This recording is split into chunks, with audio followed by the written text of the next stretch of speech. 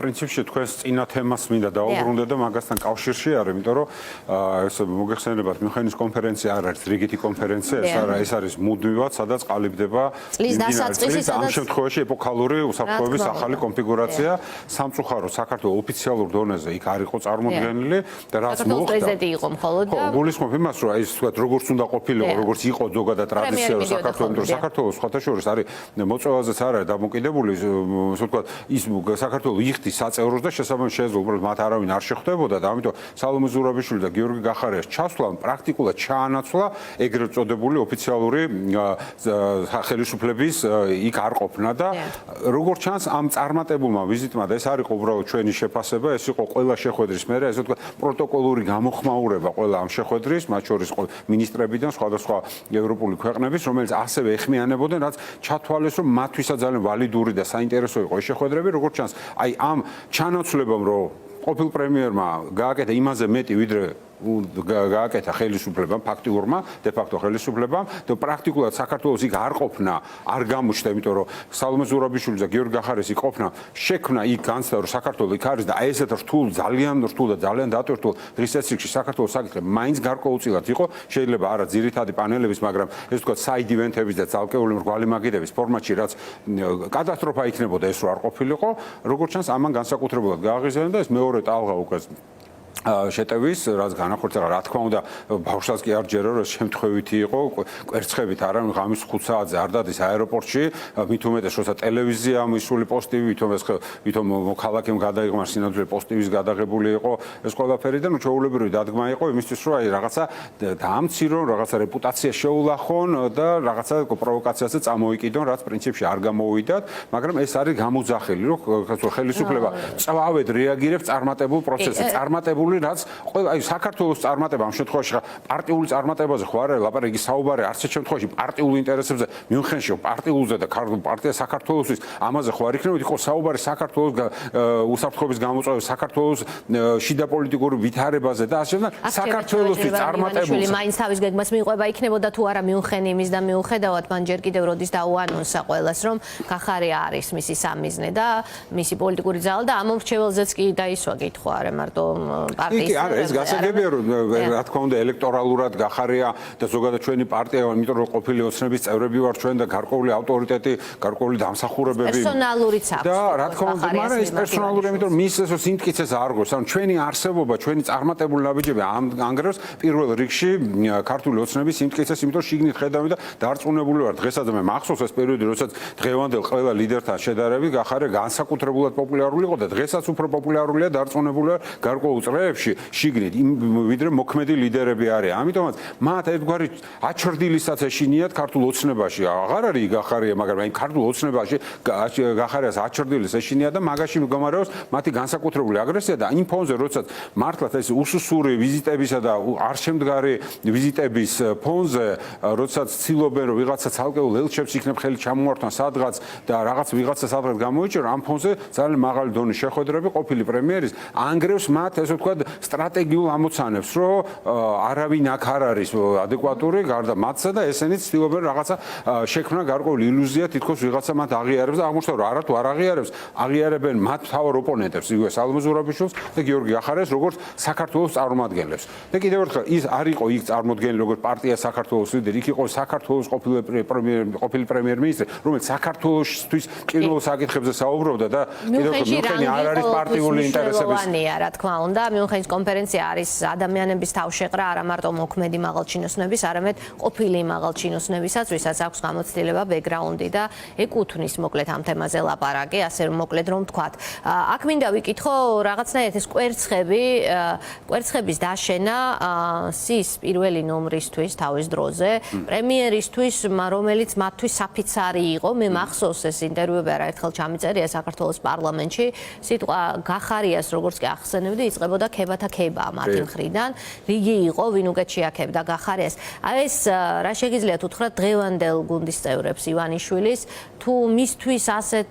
მნიშვნელოვან ფიგურას დღეს კვერცხებს უშენს, არა აქვთ მათ ახლო პერსპექტივაში იგივეს მოლოდინო. ეს კაცი წირავს ყველას, ასე გამოდის, თუ ის მის ინტერესებს ოდნავ მაინც ეჯახება. ეხლა დარჩენილ გუნდში აქვს ვინმეს ასეთი პერსპექტივა, რომ მე ვიტყოდი, რომ კი არ წირავს, უბრალოდ ვიღაცები, ვინც პრინციპები აღმოაჩნდა, შეიძლება მართლა იდეალურები არც ერთი არ ვიყავი და ალბათ ბევრი შეცდომა თითოეულ ჩვენ დაგას ჰქონდა და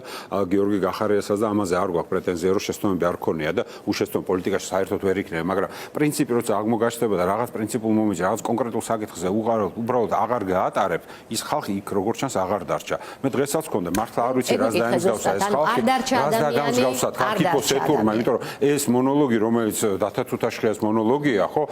როდესაც აი არქიფოს თქვა მოსახლეობას ესაუბრება, მართლა მგონია რომ მაგაში გადავიდნენ, როცა ადამიანები ყველაფერზე არიან წავშლილი, როცა მგონია რომ რაღაცა ფსკერს მიაღწიეს და იმ ფსკერის იქითაც რომ მიდიან, ჩემთვის მართლა წარმოვიდგენ, მე მგონია რომ ამ ხალხს არც ვიცნობდი არასდროს და ზოგიერთად მე წლები გავატარე, ზოგი გვერდზე ვიჯექით, რაღაცებს საუბრობდით, რაღაცა კარგისთვის ვიბრძოდით, რაღაცებზე კომპრომისებზე მიდიოდ, მაგრამ აქ ამას არ ველოდებოდი და არ ვიცი სადამდე წავლინა, ალბათ პრინციპები დარღვეული აქვს და არ მგონია რომ აწი რომელიმეს ვთქვათ გაეხსნას გაუნება და გადადგა, იმიტომ რომ ბევრს ესმის, რასაც აკეთებენ. არ შეიძლება ეხლა გონება დახშული არა აქვს. არც ისე უგონურები არიან, რომ არ ესმოდეთ რას აკეთებენ და რა დღეში ჩააგდეს ქვეყანა და თავისი თავი და თავისი გარემო. მიუხედავად იმისა, რომ შეიძლება მატერიალურად რა თქვა, აი ბოლო წლებში ძალიან მომდიდრდა ზოგიერთი და კარგად არის, მაგრამ ამის მიღმაც ხედავენ ბევრი და თავისი როლი და თავისი ნეგატიური როლი ამ საქართველოს ძალიან კრიტიკულ ისტორიულ მომენტში დარწმუნებულია, გააზრებული აქვს, მაგრამ ვერ ბედავენ ეშინია თუ რაღაცის გამო ამას და აღარ ველოდები მე მაგათგან ცალკეული ადამიანებისგან რომ გონება გაეხსნა ერთადერთი თვითგადარჩენის ინსტინქტის გამო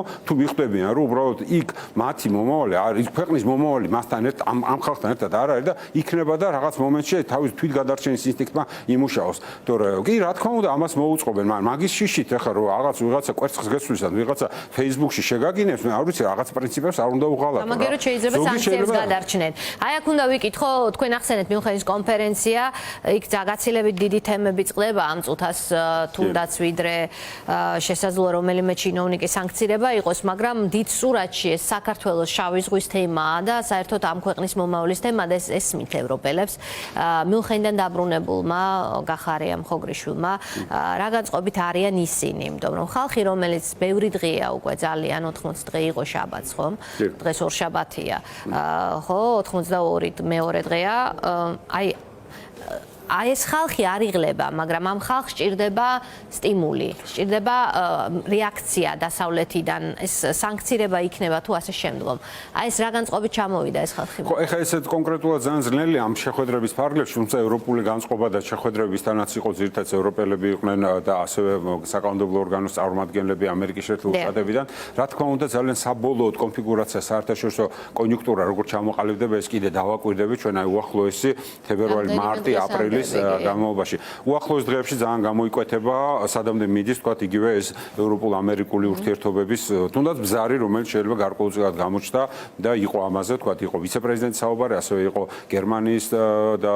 სხვა ქვეყნების ლიდერების საპასუხო გამოსვლები. ვნახოთ როგორი იქნება სიტუაცია რუსეთისთან დაკავშირებით, იმიტომ აქაც არაერთგვაროვანია, მე ვფიქრობ, რომ ეს ყველაფერი არის წინასწარი შემზადება სიტუაციის, რომ მაქსიმალურად დაიყოლიონ პუტინი იმისთვის, რომ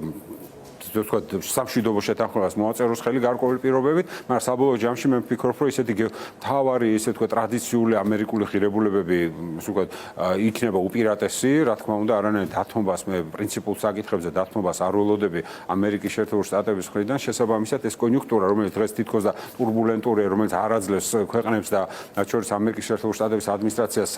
საშუალებას, რომ ცოტათი ფოკუსირებული იყვნენ, ვთქვათ, ისეთ საკითხებზე, როგორცაა, ვთქვათ, საქართველოს შიდა პოლიტიკური მოვლენები, ეს დაბრუნდება დაახლოებით მარტისთვის დღის წესრიგში და აქაც ბუნებრივია ჩვენ ის რაც დაიწყო პირწინა ადმინისტრაციამ ამის გაგრძელებას ველოდებით ასევე ევროკავშირის ხმა და ეს ბოლო რეზოლუცია ევროპარლამენტის რომელიც ძალიან მკაცრი იყო და სამწუხაროდ ეგეთი ცუდი შეფასებები საქართველოს არ უნდა იყოს, იმიტომ რომ საქართველოს ძალიან კარგი პროგრესი ჰქონდა და სხვა მიმართულებით უნდა წასულიყავთ, მაგრამ ხელისუფლებამ რეჟიმმა აქამდე მიიყვანა სიტუაცია, ამას აუცილებლად ექნება გამოძახილები, ჩვენი ამოცანა კონკრეტულად ვთქვათ, ჩვენი კონკრეტული პოლიტიკოსების არის, რომ ეს ვთქვათ, დინამიკა ქვეყნის შიგ და ქვეყნის გარე მუდმივად კავშირში ქონდეს და აი ამ რთულ პერიოდში ეს მაინც მოახერხოდა ეს გზავნილები მივიტანონ და ამიტომაც ჩვენი მონაწილეობა, საქართველოს მონაწილეობა მუნხენის კონფერენციაში ძალიან მნიშვნელოვანი იყო. და ჩვენი ესე ვთქვათ ყოველდღიური სამუშაო მათ შორის უნდა იყოს კიდევ ერთხელ კავშირის ქვეყნის შიდა დინამიკას ამ პროტესტსა და საერთაშორისო დინამიკას შორის იმისთვის რომ ჩვენ მივიყვანოთ ის დაწყებული პროცესი რაც დაიწყო ერთი ქვეყანაში ეს ვთქვათ პროტესტი მეორე მხრივ სანქციების მექანიზმები რომელმაც უნდა ასე ვთქვათ შეავიწროოს მარყურში ქართული ოცნების კისერზე და საბოლოო ჯამში ეს განხეთქილება მივიღოთ და დავათმობინოთ ის რაც აუცილებელია ანუ დავაბრუნოთ ქვეყანა დემოკრატიულ რელსებზე არჩევნების გზით და პოლიტპატიმრების გამოშვებით ეს ხო კიდევ ერთხელ ეს ხო არ არის პოლიტიკური კაპრიზი ვიღაცის რომ ვითხოვთ ამას ეს არის მოცემულობა უბრალოდ სხვანაირად ეს ქვეყანა ნორმალურ მდგომარეობაში ვერ დაბრუნდება რა თქმა უნდა ჩვენ უნდა უზრუნველყოთ ის რომ ამ ხელისუფლება ვერ მოახერხოს ვერანაირი მცირე ლეგიტიმაციაც კი საერთაშორისო თუ ქვეყნის შიგნით რაღაცებს რასაც ცდილობენ პრინციპში არ გამოსდით ყველა მიმართულებით მარცხი აქვთ ერთადერთი დროში შესაძლებელია საზოგადოების გარკვეულ ნაწილს განსჭდა უჩნდება რომ თითქოს რესურსები ეწურებათ ან შიში უჩნდებათ რომ ასე ვთქვათ ჯარიმებია ძალიან დიდი და მესმის ეს ობიექტური შიშები მაგრამ დღეს ასე ვთქვათ უკან დახევა ჩვენი არის განწირვა იმ ხალხის ვინც არიან პატიმრებს 60 მეტი ადამიანი 62-ია თუ არ ვხვდები ამ 62 ადამიანის გაწირვა რამდენიმე წლიანი ასე ვთქვათ პატიმრობისთვის ამიტომ ქვეყნის გაწირვა ძალიან დიდი ხნით ასე ვთქვათ ძალიან ნეგატიური განვითარებისთვის რასაც აუცილებლად ისტორიულ კონტექსტში შეიძლება ბევრი არ იყოს 5 და 10 წელი მაგრამ ჩვენი თაობის და იმ თაობის ვინც ამ ქვეყანაში ცხოვრობს შეიძლება ძალიან დრამატული იყოს და ამის ასე ვთქვათ რეაბილიტაცია ძალიან გაგვიჭირდეს რამდენიმე 10 წლეულის განმავლობაში ამიტომაც ეს უნიკალური შანსის დაკარგვის უფლება არა გვაქვს ჩვენ თაობას პოლიტიკოსების და არა გვაქვს უფლება თითოეულ ჩვენ მოქალაქეს რომ ასე ვთქვათ შევეგუოთ დავთმოთ ან დავიღალოთ ამიტომ რომ ეს რამდენიმე თვე იქნება კრიტიკულად მნიშვნელოვანი რა თქმა უნდა გაგრძელდება ხაზები გაგრძელდება სტრატეგიული ხაზები რომელიც არის დაწყებული წინა ხელისუფლებიდან როგორც თქვით ეს იქნება სანქციების მექანიზმი იქნება თუ გარე ზეწოლა ხელისუფლებაზე და რეჟიმზე და ჩვენ უნდა მაქსიმალურად შევუწყოთ ხელი რომ ეს კავშირი შიდა დინამიკასა და საერთაშორისო კონტექსტ შორის აუცილებლად იყოს დაკავშირებული და ჩვენ პოლიტიკოსებმა განსაკუთრებით უნდა შევასრულოთ ამ ხიდის როლი კი ბატონო, სულ ბოლოს ვიკითხავ ასეთ რამეს შიდა პოლიტიკურ პროცესს. ბევრია კითხვა სამომავლო გეგმასთან დაკავშირებით, რომ საბოლოო ჯამში მაინც პოლიტიკური პროცესია. ჩვენ არაერთხელ მოვისმინეთ გახარიას პოზიცია, რომ ის თანამშრომლობს ყველა მნიშვნელოვან საკითხზე დანარჩენ პოლიტიკურ ძალებთან, მაგრამ ეს ერთიანობის თემა და ერთადგომა არ იქნება რაღაცნაირად ეს გამოხატული პოზიცია მისი. ნელ-ნელა ჩნდებიან ახალი ძალებიც აკვირდებით ალბათ ამ პოლიტიკურ პროცესს. ხომ არ უყურებთ სხვანაირად ამ პროცესს, ხომ არ შეიძლება თქვენი სტრატეგია შეიცვალოს აი ამ პროცესში. არის მზად რაღაცნაირად პოზიციების უფრო მეტად დაახლოებისთვის თქვენი პარტია თუ ამ პოზიციაზე და პოზიციაზე დგას ის არჩევნებამდე, არჩევნების შემდგომ რაღაცნაირად ამ ხაზს შეინარჩუნოს. აქ არ არის რაღაცა შიდა პარტიული კაპრიზი ან პოზა არ არის. ჩვენ გვჭირდება რაღაცა არის რაღაცა ხაზები. იმიტომ მოდი ესე ვთქვათ, ეხა იქ არც ისე ჰომოგენურია თვითონ ეს ოპოზიციური ერთობა, რომ მაინდა-მაინც ჩვენი არც ხალხი ვინც იქ აპროტესტებს, მაგრამ საერთო მიზნით არის აქ ამაზე. გულისხმობ რომ ტაქტიკურ აქ საუბარი არ არის იმაზე რომ ჩვენ პრინციპულად რაღაცებს ვერ თანხმდებით. ჩვენ თანხმდებით მაგალითად სტრასბურგის кейსი იყო ძალიან კარგი მაგალითი მიუხედავად იმისა რომ ჩვენ ცალ-ცალკე წერილები გავაგზავნეთ, მაგრამ შინაარსი ამ პროცესის იყო იმდენად ერთგვაროვანი ჩვენი ყველა მხრიდან რომ კრიტიკა ქვეყანაში მიმდინარე მოვლენების და სიტუაციის და ინფორმაციის ასე ვთქვათ გენერირება რაც ჩვენ საერთაშორისო პარტნიორები რომ იყო ცალ-ცალკე წერილი რომ მისდეს ყველა პოლიტიკური სუბიექტისგან ისინიც ამას ითხოვენ ხოლმე რაც მოგვისმენია რომ ერთიანი პლატფორმიდან მოვიდეს. სხვა რაღაცის აღწერა მინდა. მესმის რომ ამას ითხოვენ, მაგრამ ის რომ მაგალითად ევროსაბჭო ჩვენ სინქრონულად ვიმუშავოთ უბრალოდ სხვადასხვა ფლანგებიდან ეს ფლანგები ძალიან კარგად და სტრატეგიულად კარგად დაალაგდა, ძალიან დიდი მარცხი ვაწვნიეთ მაშინ მიუხედავად რომ ძალიან სერიოზული რესურსები დახარჯა, ფინანსური და არა მარტო და მათ შორის რუსული თელი ისე ვთქვათ ქსელი რომელიც აქამდე იყო აპრობირებული და მუშაობდა ევროსაბჭოში, ამათმაც იმუშავეს, მაგრამ ვერ დაამარცხეს ჩვენი ერთობას ვერ დავარქვი, მაგრამ კოორდინირებული მუშაობა. ამიტომაც ყველგან სადაც საჭიროა ესეთი მუშაობა, სადაც პრინციპულად დგას საკითხი საქართველოს დემოკრატიული დემოკრატიული ასე ვთქვათ დემოკრატიულ რელსებზე დაბრუნების და ვთქვათ ევროპული არჩევანის დაბრუნებისთვის იქ ჩვენ რა თქმა უნდა კოორდინირება თუმცა ეხლა თვითონ ოპოზიცია არ არის მარტო ჩვენ შეიძლება ამას ღიად ვამბობთ მაგრამ ასე ძირითადად სამი პოლიტიკური ძალა დგას ხოლმე რაღაც ბრიფინგებზე და თქვენ არ ვნახავთ თქვენ დადიხართ ყველგან თქვენზე არ მაქვს საუბარი გასაგები ახლა ესე ჩვენ ესე ფუნქციური განაწილება რომ ეს ასე ვთქვათ განაწილებულობა დავდივარ და არა იმიტომ რომ ნომინალურად ვიყავ არამედ რაცაც საჭიროა იქაც ვამბობ და იქაც გადაწყვეტილებას ვიღებ და ეს არის მე კიდევ ერთხელ მინდა თქვა იმის რომ ის რომ რაღაცა ერთობა რომ ახლა ბრიფინგზე თუ დადგებენ ერთ ეს თავისთავად არაფერს არ ნიშნავს ბრიფინგის ერთად ჩატარება არ არის მაინც შეიძლება პრესპიკერმა ჩაადო აქ არის საუბარი თუ რამე საჭიროება არის რომ კოორდინირებული იყოს და რაღაც კონკრეტულზე მუშაობ კი ბატონო მიმუშაო და აგერ მე პირადად მაგ ეს ფუნქცია პარტიაში შევასრულო და ის რომ მაინც ყველა ერთად დავდგე და არაფრისთვის ვაკეთოთ ბრიფინგები ეს არაფერს არ ნიშნავს ბრიფინგები დავიწყეთ იყო ჩვენი წარმომადგენლებს თუ გახსოვთ ესწრებოდა მაგრამ ეს ბრიფინგები არაფრით დამდა ამიტომ ჩვენ უფრო პრაქტიკულები უნდა ვიყოთ და კიდევ ერთხელ შეიძლება ერთობა ერთ პოლიტიკურ ორგანიზაციაში არ იყოს